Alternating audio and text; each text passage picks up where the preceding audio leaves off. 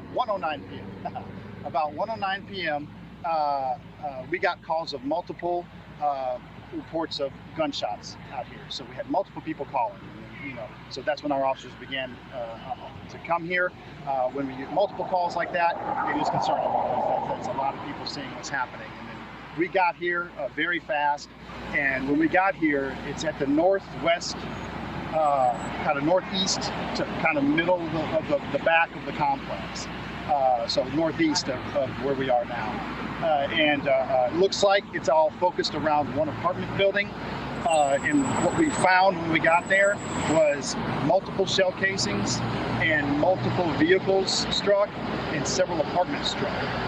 But at this time, we have had nobody come forward injured or saying they were shot during this or injured at all during this. We have not received a call from the hospitals yet, so we don't have anybody that has come forward that has been injured. I will say we do have at least one person detained as a possible suspect in this case, and we are following leads on other people that we need to talk to at this time. Andy, too, this is happening in broad daylight. Cameras out here, is that something you guys are also going to be reviewing? Yes. Anytime we have a scene like this, the first thing we do is canvass the apartments. Number one, looking for people who are injured. Number two, what's going to happen is when the detectives come out here, it frees some of the officers to then go start canvassing the apartments, looking for video or getting the managers out here for the apartment complex to see if they have any video of people coming and going.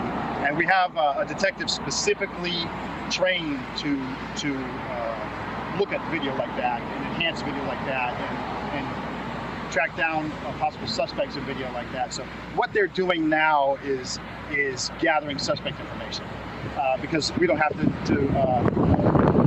tend to anybody that's injured or on that portion of it, that we can now focus on finding out who did this. And that there were, because this is broad daylight in the middle of the day, there are several people here, and everybody who's here was out or could hear things, and it is multiple witnesses to talk to, multiple witnesses. And that does take time to collate that information and to kind of see what we gather from it, or and maybe, you talk to that one person who saw a lot, then that's a good thing. So at this point in time, they are talking to several people. And Andy, something else too, a resident confirmed to us that their window was shot out. I know you said multiple cars were struck. Can you tell us about how many windows possibly? Because this is just one apartment complex.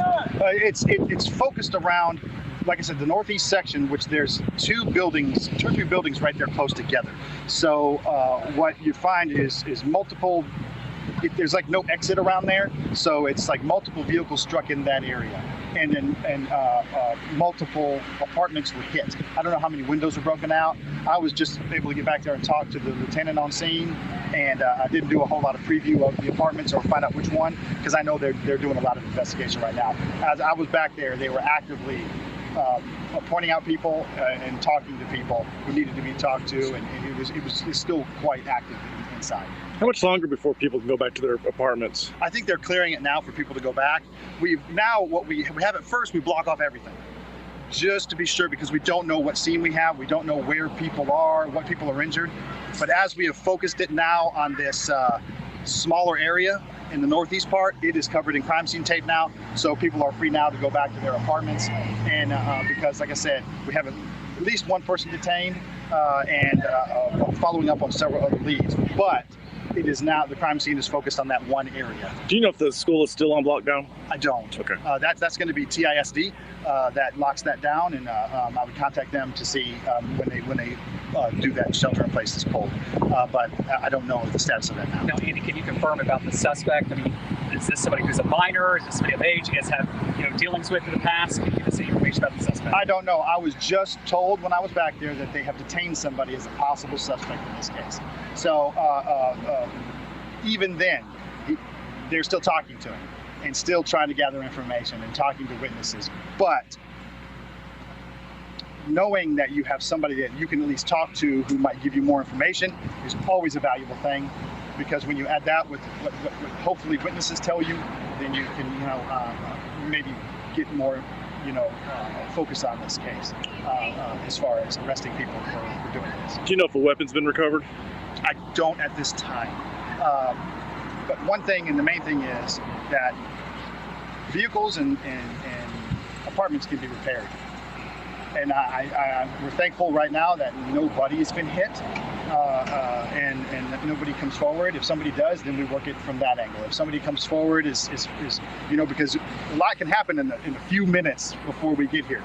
So if somebody left and we don't know. But if anybody does have information on this case about the shooting, or if anybody is injured, they need to seek medical attention, and then we need to be contacted so we can follow up on that.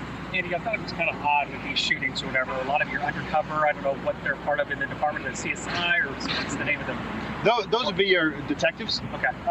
Anybody that comes in an unmarked car and comes out in plain clothes is going to be your crimes against person detectives, or any detectives that are assisting them from any of the other divisions. A lot of times when you come out here, you'll have one primary crimes against persons detective, because that's the unit that works cases like this, and then auxiliary detectives who come out and help them during this case. Do you know so far? Do you know maybe the circumstance around the shooting?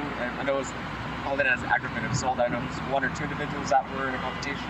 I don't know. Anytime that you have a shooting like this without with no victims, or a victim is injured but not killed, it's an aggravated assault. Just shooting a gun at a vehicle or at someone is an aggravated assault, even if you don't hit them. So that's why it came out like that.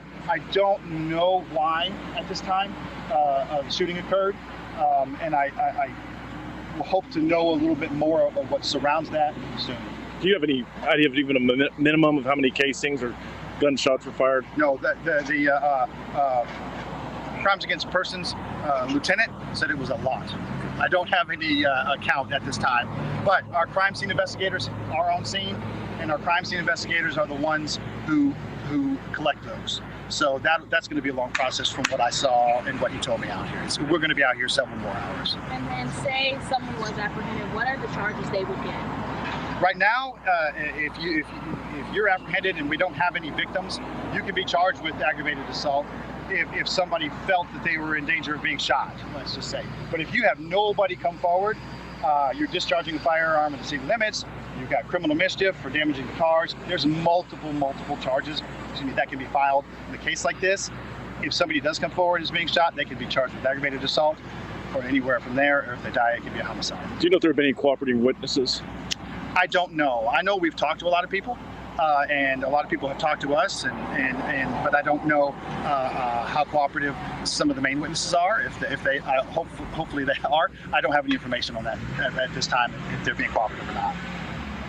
Do you know how fast it took officers to get here from the initial call? I don't. I know they got here within minutes, because I worked this area for many years, and Broadway is the main thoroughfare. It doesn't take but a few minutes to get from wherever you are on Broadway to here. So I don't have the response time. I just know it was very fast. Is there anything else that anyone else has any questions, or you want to mention about the case? I just want to reiterate again, if anybody has any information on this case, whether it be as minor as you might think it is, it may be major to us. So contact us. Contact the Tahoe Police Department. If you are involved in this in any way, come forward and talk to us. It is just going to be better if we have that information, and we'll move forward. And if anybody has any questions about this, or about if they are a part of this, contact us. If you are a part of this case, contact us.